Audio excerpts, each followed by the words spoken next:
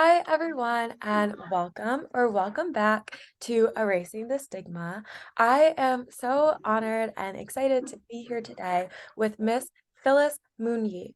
Ms. Munyi is the founder and director of Dyslexia Organization Kenya, as well as a child developer. So, Ms. Munyi, would you be able to provide a brief snapshot of what Dyslexia Organization Kenya is? Um, Thank you, Jury, and I'm really humbled and honored to be here. I'm really glad that you looked for us and you are trying to do this uh, erasing stigma around dyslexia and for dyslexic people. Um, I want to give a Dyslexia Organization Kenya. Actually, we started to create for us to create awareness about dyslexia in Kenya, mainly because there was really no information or knowledge about dyslexia in Kenya. This is about 10 years ago. And after the main objective was actually to create awareness and just to highlight to people there is a condition, or when you find people who are reading, who are having difficulty in school, to having challenges in reading, instead of labeling them as slow learners, they have there's a condition, there's something that is beyond them, because that time there wasn't any information. So we started by with an objective of creating and creating awareness, and especially to parents and teachers, because so the gap was in when teachers didn't know. Like when I learned my son was dyslexic, I went to school knowing that, or expecting that teachers, because it is their field, they already knew. But to surprise me, they didn't know. They had no information. So I realized there was that gap, and so we needed to do the awareness. And we started with awareness, and as we went on, many people started asking, "Oh, so there is this condition, there is, and then do we have a school? Do you know anywhere we can take our children who have dyslexia?" And there was nothing, there was no information, there was no schools that knew about dyslexia. So we decided again, there's again a gap. As many parents were asking, there was a gap for a school. And then we started the school. Now the school is called Reagem Talent School. So immediately 1 year after, although our main objective was to create awareness and to train teachers, but the need was more when parents started asking about a school. So we started the school, but we've not lost our sight about training teachers. So we have continued to develop ourselves and also to create awareness and to train teachers.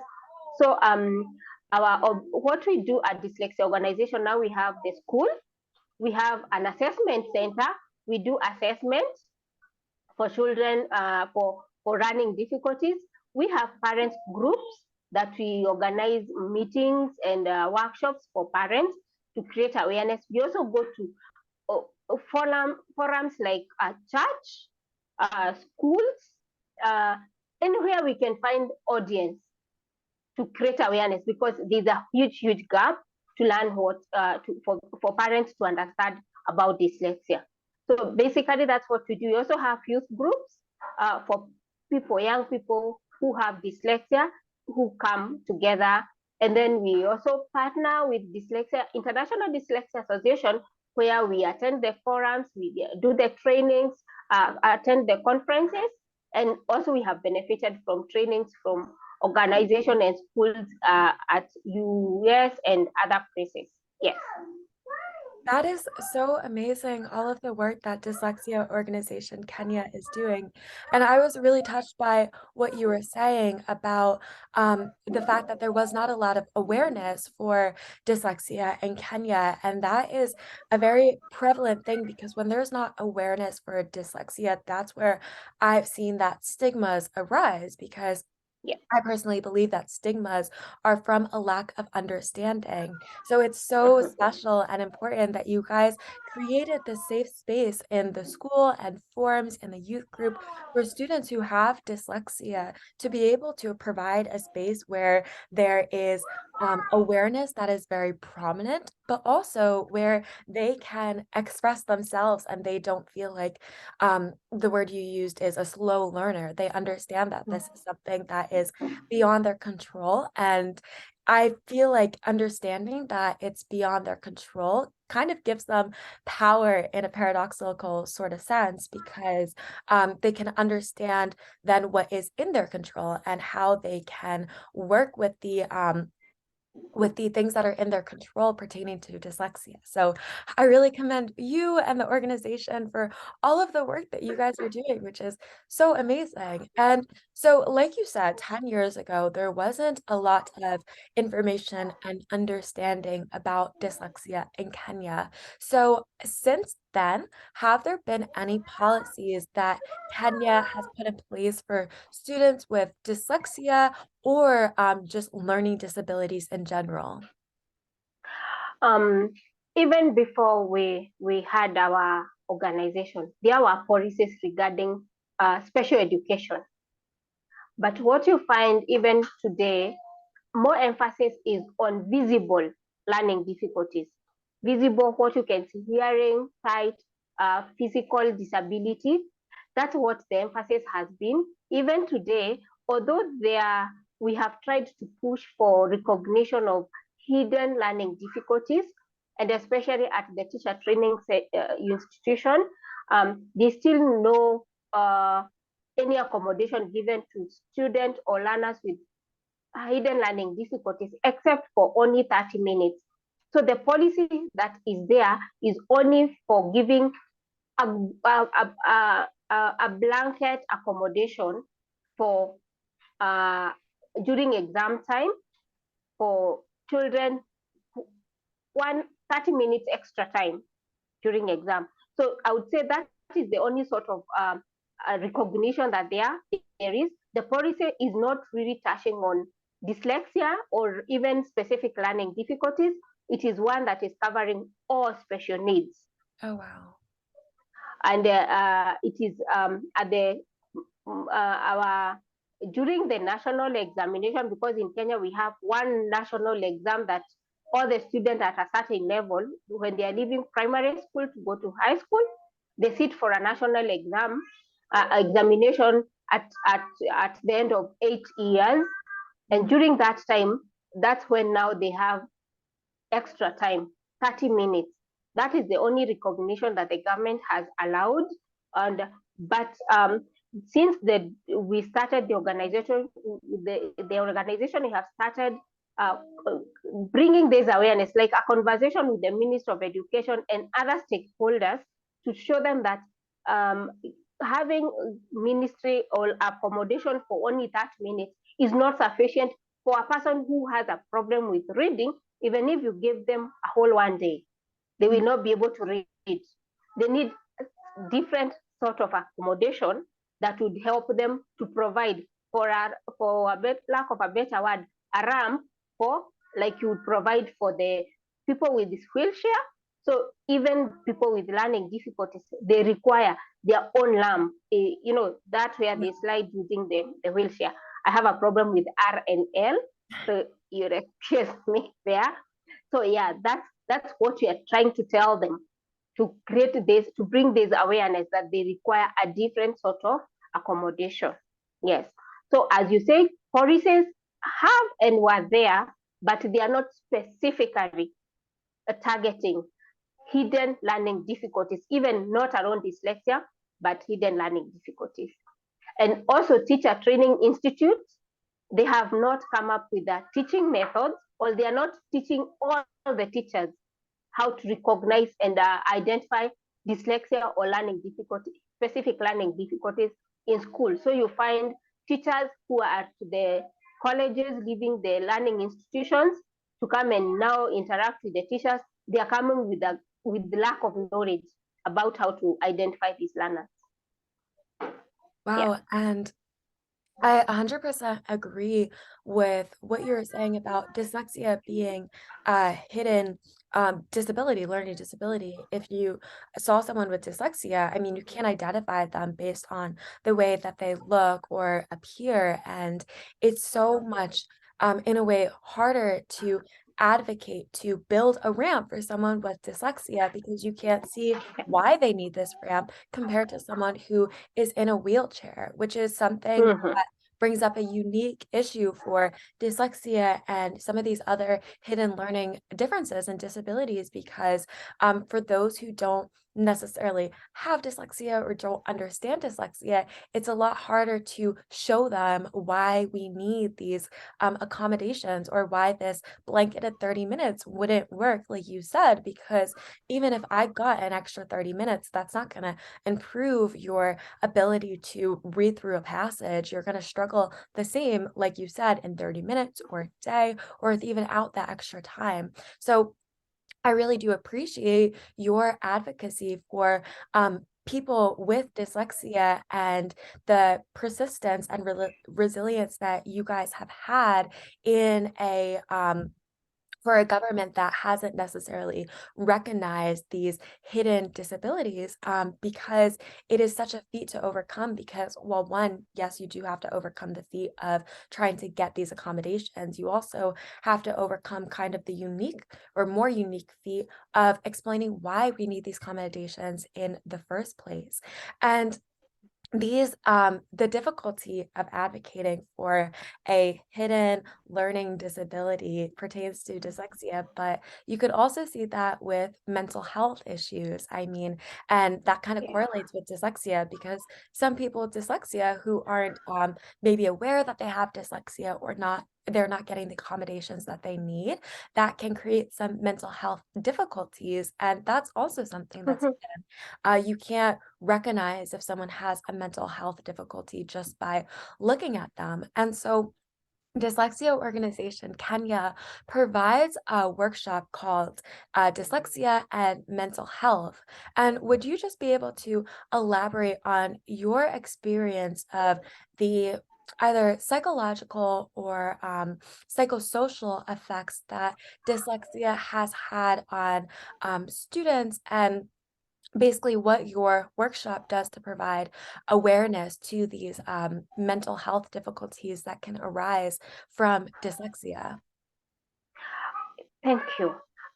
Actually, the reason why we started that sort of combined workshop was to highlight if, to the stakeholders, that is parents, the teachers, that when dyslexia is not identified early, it leads to some difficult, some more challenges or some other mental health issues that that can be prevented with early identification. Because we have seen in Kenya, even where children have committed suicide after the results of the exam have been announced. As I said earlier, we have a national examination, and it is a very, very competitive exam. And even parents, every parent want their children to succeed academically. Mhm, Now, when they do not, for a child not to succeed academically, it is indicated like a failure in life. And so everybody, the parents, the children, they feel like it's like a stigma even to the family. So there's a lot of pressure for the child to perform academically. And if they have a dyslexia, obviously, which is hindering their ability to read, which will affect application in all other subjects. So this child will have depression. This child feels a lot of pressure from the school. We have seen even schools where children have been denied that accommodation or registration. They are told to leave that school because they are putting the grades backward mhm, because of the competition. So you can understand the pressure from the parents, from the school environment, from even the other uh, children. So these children become so much depressed. They even develop behavior problem. mhm, There's a school dropout, a huge level of school dropout because of lack of performance. And you realize that academic performance is well connected to reading, because reading will affect all other subjects. So if this person is not able to read, will fail in all other subjects. Even when they are good, even in maths, it will affect. So there's a lot of pressure. So we create this awareness for parents to realize that if a person has a reading difficulty, it can cause depression, it can cause behavior problem, it has caused children to commit suicide. I have no doubt saying this, that there are cases of children who have committed suicide because they had a learning difficulty that was not identified, and so they were not told, and there was so much pressure put on them to perform, and they also had a huge expectation because of the amount of time and hard work they put in their desire to work hard to achieve academically, but because of this unidentified problem, they don't perform. And so they become frustrated when the results of the exam come out. They had put so much pressure, so much time, but they performed poorly. So they feel depressed. They have failed their parents. They feel like they have failed their parents. They have failed their teachers.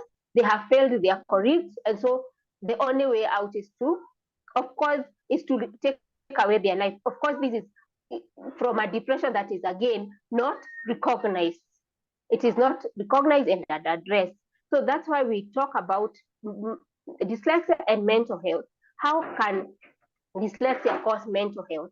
We have had cases of even grown-up people who have gone to that length, and they are coming out to say, I had depression, but actually the reason is because I had difficulties in school. So we bring those cases, and we show them how it is connected. And so how can a parent help their, their children who may have dyslexia not to put pressure to them to perform, and competition. There's a lot of huge competition in our education system. And so a parent will learn area identification or learn their children have a learning difficulty like dyslexia. And so they need to change their perception and expectation about this child. Yeah.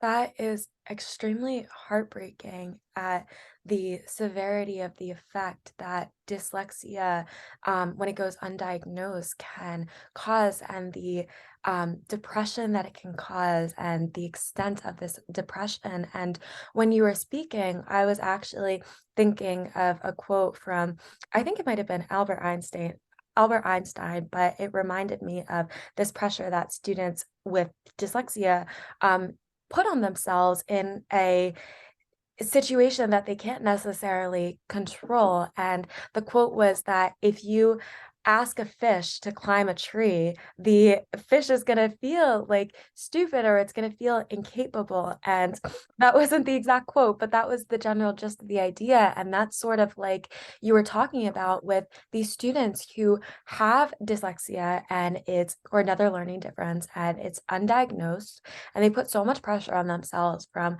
this national exam, and they're put in an environment where they're basically like a fish asked to climb a tree, an environment that is so built against them, and they are basically being set up for failure, or for an environment that they have to struggle. And it shouldn't be this way. Of course, they shouldn't have to struggle, but that's the environment that they're put in.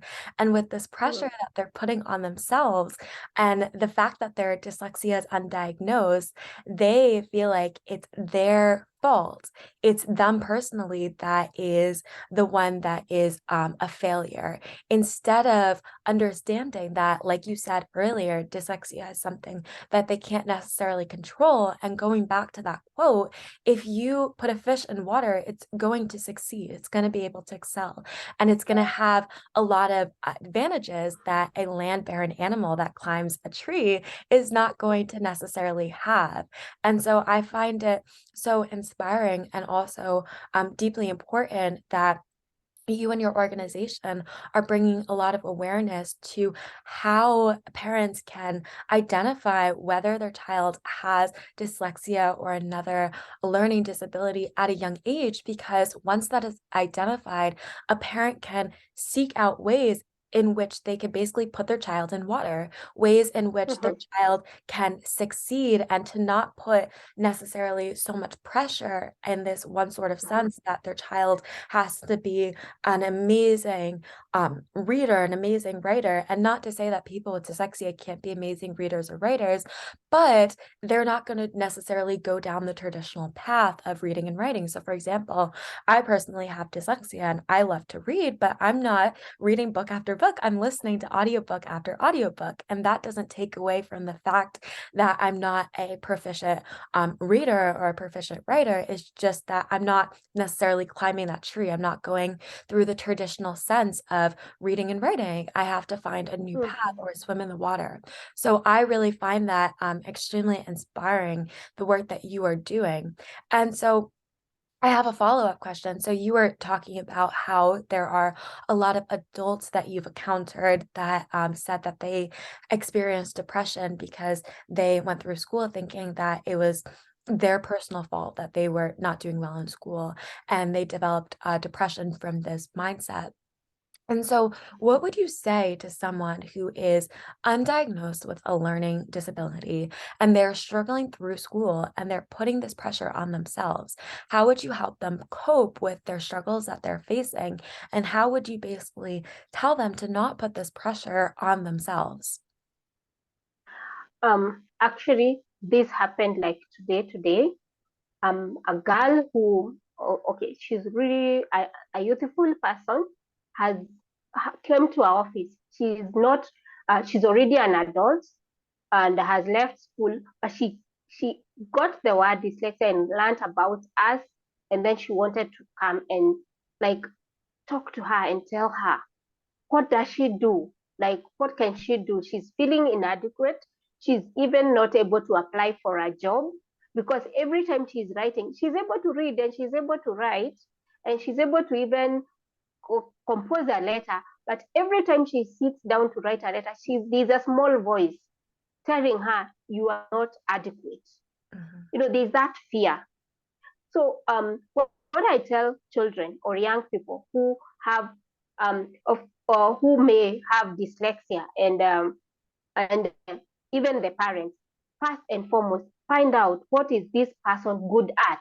mhm, Is there anything that if you are not able to you have tried, because for them to come to our situation or our face is like they've already known that they have something that they are not able to they are not able to cope with the academics or reading. Find out what are you good at. mhm, If this person is good at drawing, the parents or teachers, can you use drawing to reach reading? How mhm, can you do that? How can you be able to inspire this child who has this difficulty without necessarily putting them down, but using what they are good at to, to achieve what they are bad at? We've had cases of parents or children in class because they are not able to complete homework. And then the reason they are not able to complete homework is because they have no reading abilities. So even when they are reading that homework, it takes so much time. So they consistently have not ever completed homework. So what you find that in school, when their others are going to play outside, they are told they remain in class to complete the unfinished homework. So we tell teachers that is totally wrong because you are telling this child to continually do what they are not able to do, and you're denying them an opportunity to go shine mhm, where they probably would be shining. If they could be good in drama, you can only identify other talents when this child is doing something different from what they are not able to do, where you are pushing them. If they can only be seen, their talent can only be seen probably when they're in the field. Are they good soccer players? Are they good in drama? Are they good in storytelling? That can only be done, can only be seen when they are outside. So we create awareness and tell sensitize teachers and parents. If the child is not able to complete homework, let that be, but never deny a child opportunity to go out and play mhm, or go and learn with other children. And if it is a youthful person, to go and mix with other children because they did not complete homework. Because you will never know what you're denying this person to achieve because of that or what you have denied them. So we also, today I was talking to that young lady. I told her, first and foremost, it is not written on your face. Even when you're applying a letter, even those who have physical disability, it is not written on that letter that I have a physical disability. So you don't need to tell the potential employer that you have dyslexia. You do not, if you have a bit different difficulty in reading, in an organization setup, you'll not be told to read. Nobody will tell you to read. That can never be an interview. But people might realize thereafter, after you've already gone in, you'll find that you'll explore the situation and realize, is it a situation that I can tell people about my condition or not? Because we've had cases of people who said they had dyslexia, they got fired. There are those who say they have dyslexia and they were embraced. It's not as something that is written down. There are no rules. It is every different situation is different from one to the other. So I tell parents and teachers, focus on what the child is good at. Use that space, use that to be able to reach to where they don't have the challenges they're having. That's what we tell that, and of course we are now training them how to teach children using multisensory method of teaching. That's what we are doing at Dyslexia Organization Kenya. Yeah. That is such a wonderful message. And going back to this young woman who you were speaking to, I would imagine that she could have been similar to one of those kids who was kept in the classroom and forced to do her homework again and again and continuously be put in an environment where she was not going to succeed. And it's interesting because even though she's not in a school environment anymore, that voice telling her that she wasn't good enough, she was going to fail, she couldn't do her homework, that was ingrained in her, and that is what she internalized. And so even though she's not being hindered by a teacher anymore, she's being hindered by herself because she's internalized these messages of a teacher, and that is so detrimental. And I love the fact that you use the message of looking at what someone is good at, because I mean, this is something that I've heard from a lot of people that I've talked to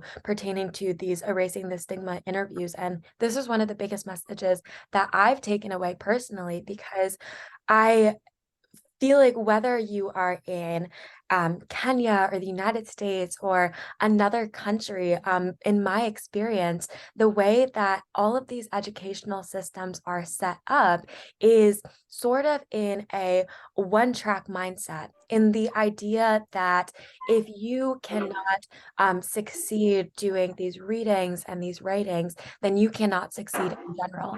And that is so not true, because like you were saying, and like in my personal experiences, there are so many other ways that you can succeed. And success isn't really, I would say, a definition that you can qualify, because there is success in so many other areas, like you were saying, in drama or in drawing.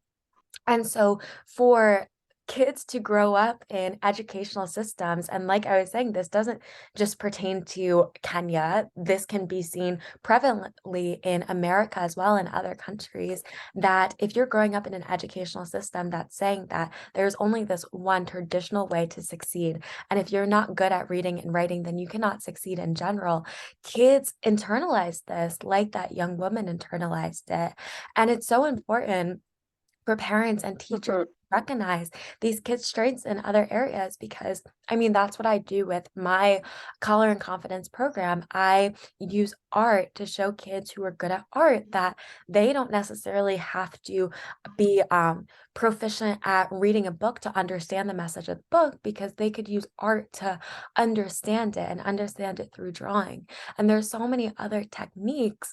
And I think that if we made these other techniques more recognized and more prevalent, that you would see so many kids succeeding in different areas. And when kids come out of the educational system, it's not really this kind of cookie cutter person who's coming out of the educational system who's only good at a set series of tasks, only good at reading and writing and doing things in a specific order, but you have more liberty and creativity for people to come out of the educational system, and maybe one person to be able to be a problem solver through drawing and another person be a problem solver through acting.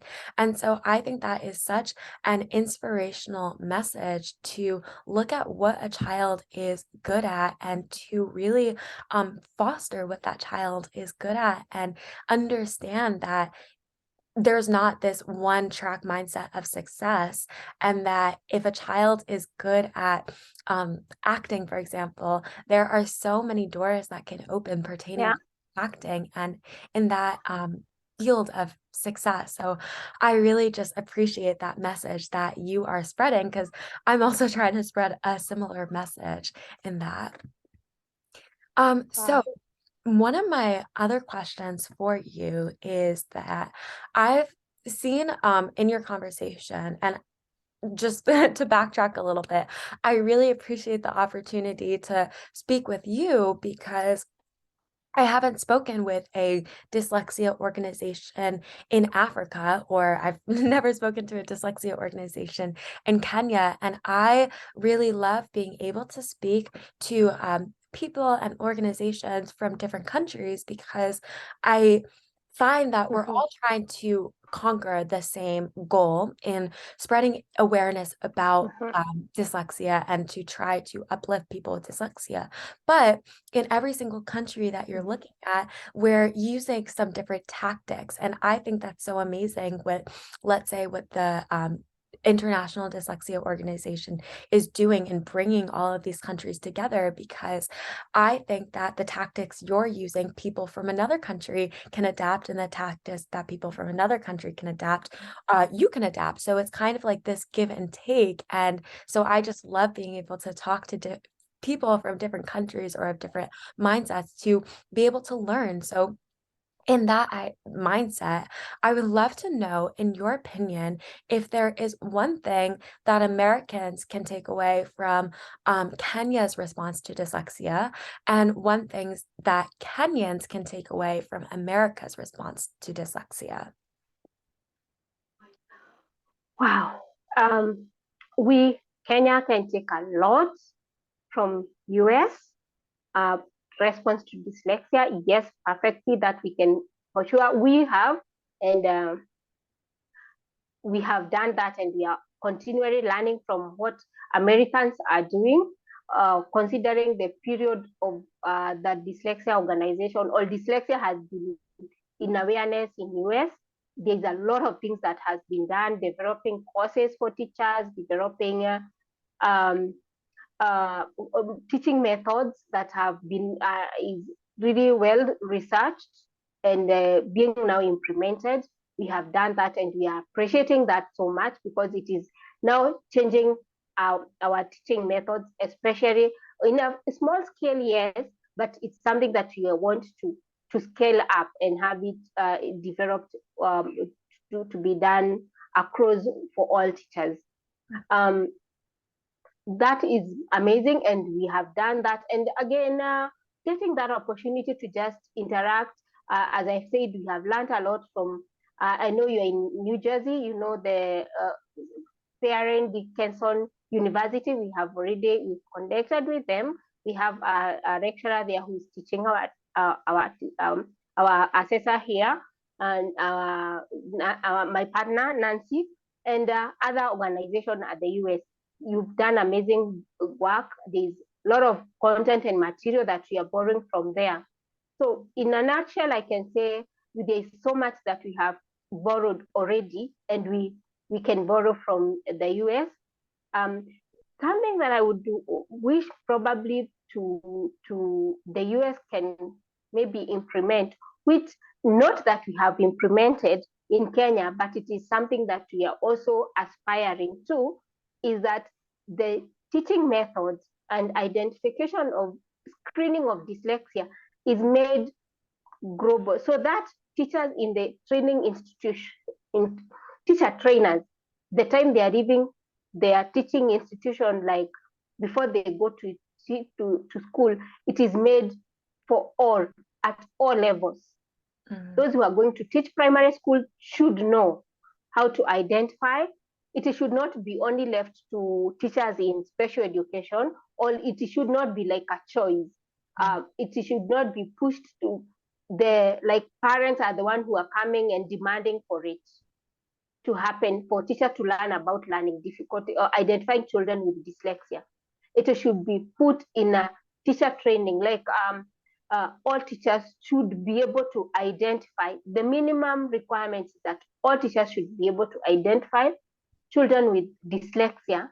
I would not talk about the learning difficulties because I am now concentrating on about identifying dyslexia. All teachers at all levels, whether at primary, secondary, junior high, all levels, children, teachers should leave college knowing how to identify the children.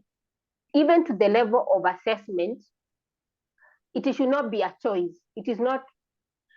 It should not be like, it should be a common subject for all teachers. I am saying that we are not there, but that's where we aspire to be, and that's why we are pushing our government so that we can also be able to introduce this course at the school, Mhm. at the teacher training institute, so that teachers can learn to identify. And when they identify, of course, different, because again, dyslexia will require, based on the severity, it will require different intervention. But the basic thing is it how is it identified? We have seen when it is identified early, the intervention applied will always bring a change. And those issues of stigma, cause of depression, juveniles, there are so many things that can be helped, because the problem is when the teachers are not able to learn to identify these children, because they are the main cause of stigma, because they are the ones who neglect these children, um, who reject these children, and they call, they are the ones calling these children. Even a lot of bullying happens from teachers. As it goes to other students, it starts with the teachers. And if a teacher is able to protect a child from bullying from other children, they will not bully. And you find, if the teachers are able to even train the identify and support the parent, or bring their awareness to the parent that, you know what, I think your child could have this problem, can we probably go for further assessment? It will be better than when it is coming from the parent, because most of the time when it comes from the parent, they come from a defense position. They are trying to defend their children from a teacher, and you find there is always some challenges. So yes, I'm saying this is something that I know is the teacher training at the US has not reached for all teachers to be able to learn to identify. And that's something that, even though we have not applied here, is something that we are struggling to do, and we hope we reach here there, and something that the US can also learn from us. Hopefully. I completely agree. And that you are 100% right. That is something that we do not have in place in America. And I'm I don't want to speak for other countries, but I'm sure it's a prevalent thing on a global scale. And you are so right in saying that that's where a lot of the stigmas arise from, is when children are not identified at a younger age. And oftentimes, and you mentioned this earlier, when children have dyslexia and they're not identified and they're really struggling, that can cause children to possibly act out. And so, oftentimes in a classroom, a teacher doesn't identify a student with a learning difference, and they will label a student as a troublemaker or as a failure or as these other labels.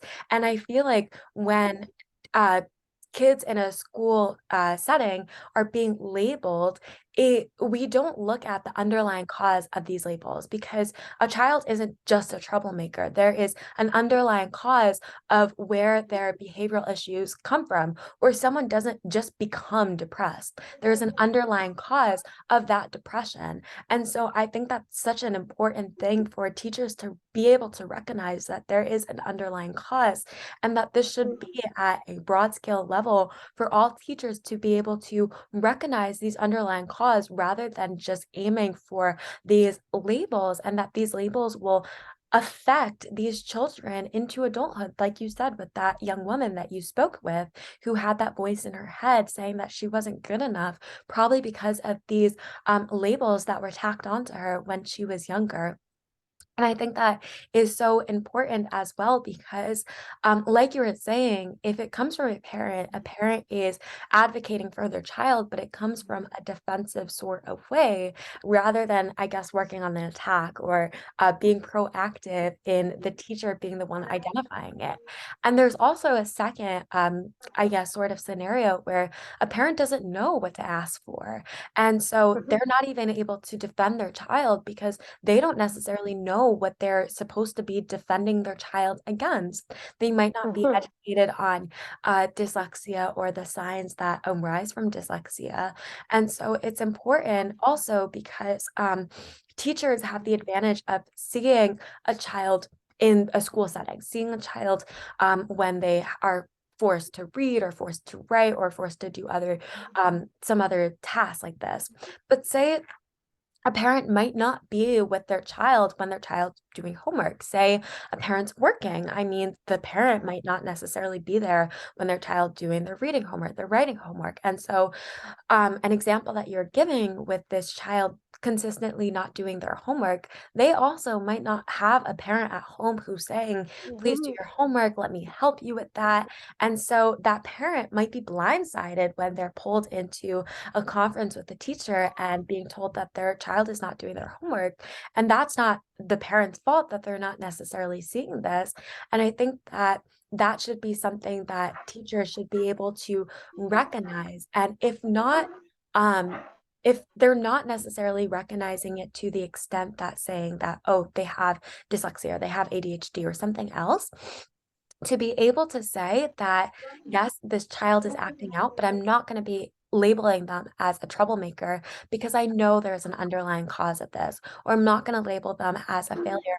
I know there's an underlying cause of this, and to be able to work towards figuring out the underlying cause of this instead of immediately stigmatizing them or bullying them or telling them that they are less than because of something that they cannot control. So I 100% agree that this is something that we can for sure work on, and to work and strive towards having teachers to be able to, one, recognize these learning differences, but two, not resorting to these degrading labels that they have given children who have dyslexia or have other learning differences. So, and I really hope that that is something that in the coming years, us in America and other countries can really get closer to succeeding at and implementing sooner than later, for sure.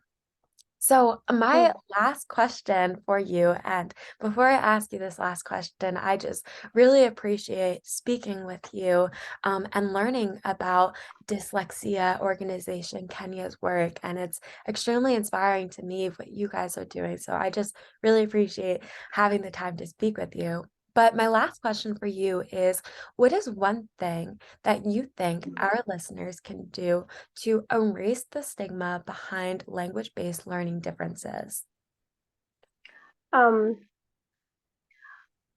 Awareness, Mhm. being out, uh, listeners needs to, and here when we talk about listeners, you can only talk to the affected people, parents at all levels, because you find parents, and teachers and even those dyslexic people, um, there are those who have dyslexia, they don't know they are dyslexic.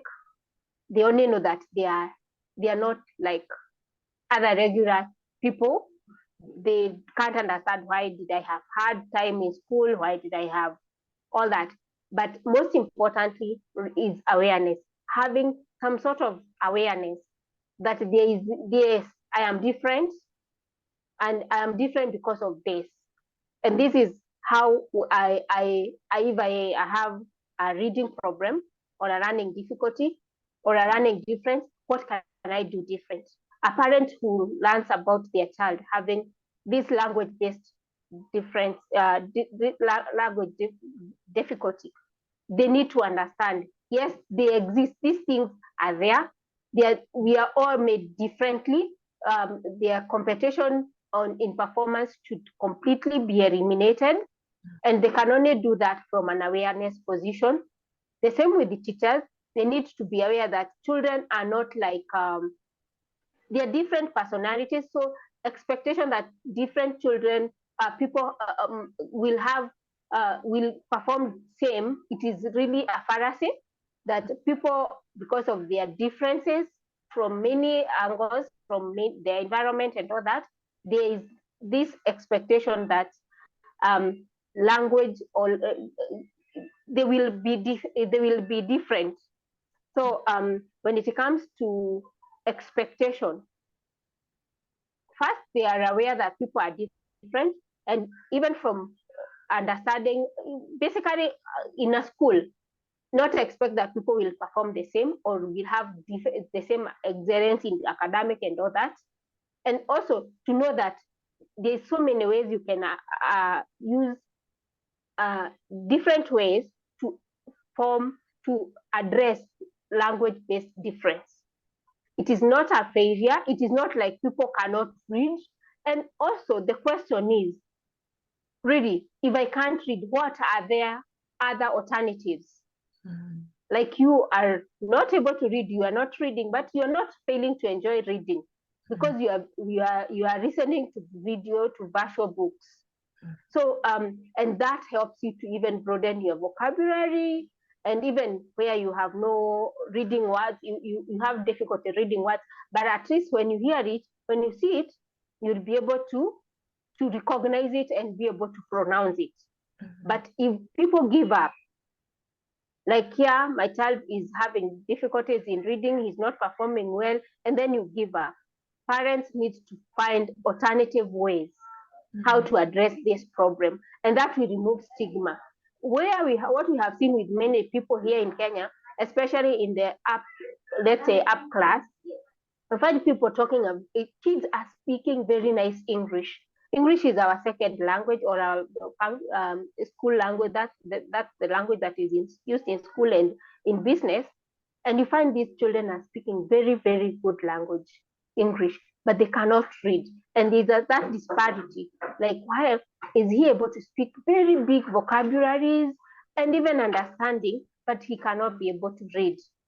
But they are not understanding the difference between these.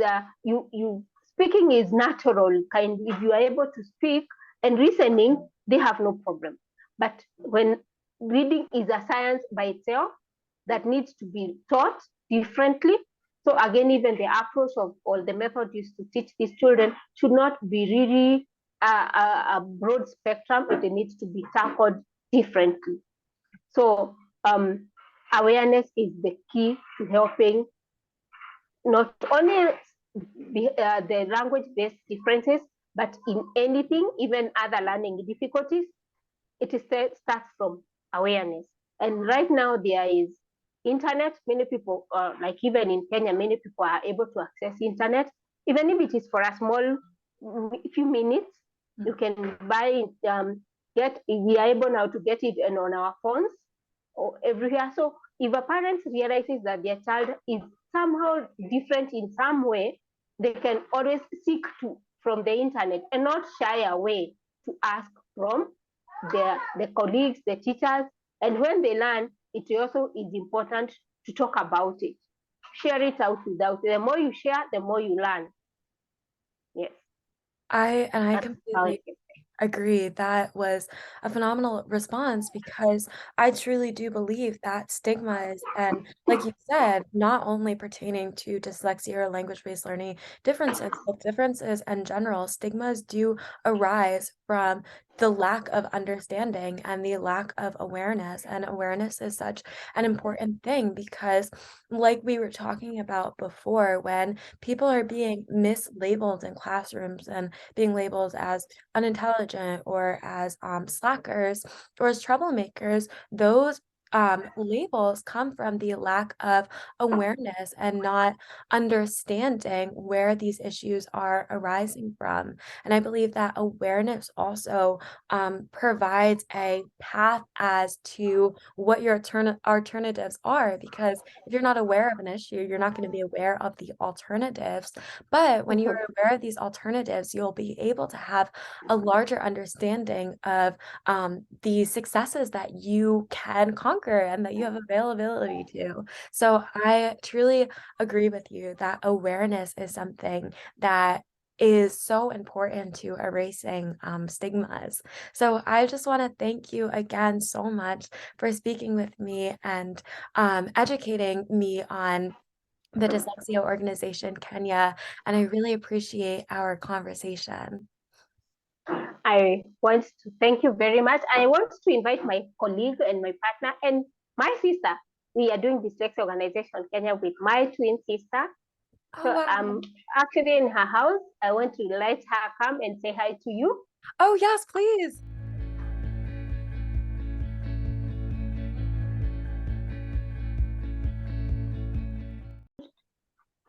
Hello. Hi, it's so nice to meet you. I was being told that you are one of the co-founders of Dyslexia Organization Kenya, and I was just Yes. saying how amazing the organization is. Oh, thank you. Yes, yes, I really do appreciate talking to your sister all about the work that you guys are doing and the awareness that you are spreading for dyslexia, as well as how it results in providing more awareness towards mental health issues that can arise from dyslexia, and the fact that people with dyslexia have alternative routes that they can go down to succeed. And this success isn't necessarily in the traditional sense that you have to be amazing at reading or writing to be able to succeed. So I really do appreciate the work that you guys are doing. It's so inspiring and it's really amazing. Thank you very much. I Yeah. appreciate that you consider the work and we are humbled.